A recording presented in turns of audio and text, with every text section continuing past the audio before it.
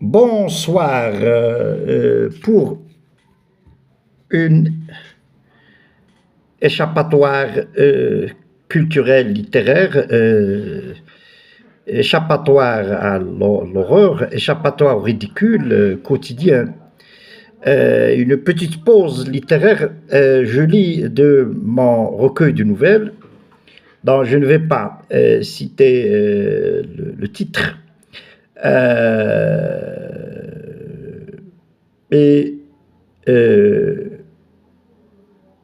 où je choisis la dernière nouvelle, la quatrième nouvelle, Le renard et l'homme qui urine à Upton Park. Évidemment, les lecteurs aguerris, les lectrices et les lecteurs aguerris savent ce que c'est qu'une nouvelle.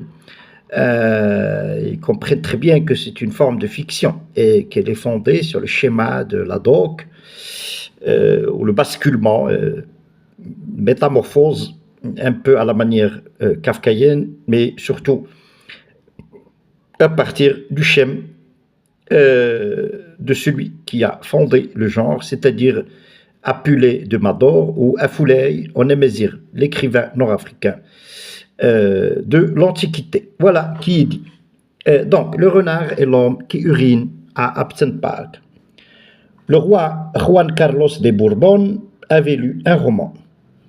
Il a demandé à sa chancellerie d'écrire une lettre d'admiration destinée à l'auteur marocain.